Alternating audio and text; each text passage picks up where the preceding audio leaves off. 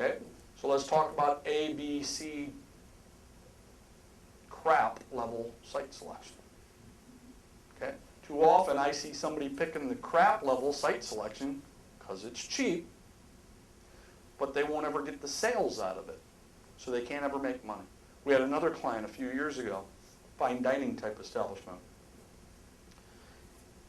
He and his wife had built a restaurant for their son, who was a chef of some kind.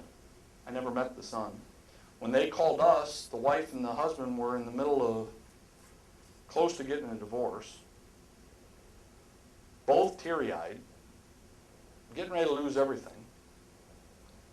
And I go walk the site, and I do the same thing I always do.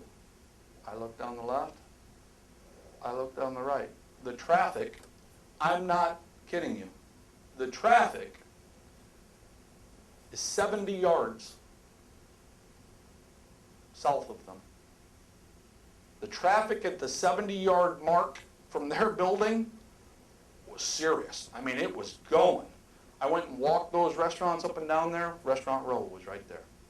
I went and walked up and down Restaurant Row. Not busy, all independent.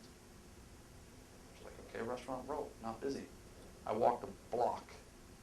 The other end of Restaurant Row, all the chain restaurants, all of them busy. They were packed. What was the issue? No parking. So you had all these cars blowing by at 70 yards. They were going reasonably quickly at, I'm sure, right above speed limit, like most of us do. And they were blowing and they were blowing and they were blowing. And then they'd get to the other end of Restaurant Row and there was parking. So they would park, but for the most part, the chains were getting them, the independents weren't. They didn't have any parking. These folks weren't getting any of it. And they were 70 yards off the path. Well, what do we do? The advice I gave them, close the place, because there's nothing you're going to be able to do about your location. Interestingly enough, the son had already quit doing the business, had lost interest in the whole thing. The mother and father were spending their lives bickering at each other and losing their life savings, and their food was fabulous. Out of this world. I left going, this food is wonderful. The site, not good at all. And the example I gave them was this, and I said, I'll tell you the other issue is you could get more sales, but you're going to have to be ready to spend a significant amount of money on marketing to do it. I'm not sure it's worth it because you're not passionate about it. That's how important the site is.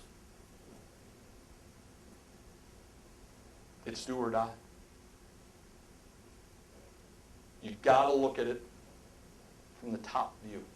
And by looking at the top view, you'll be able to tell where the people are going, what the traffic patterns are. And then you can select the site based on how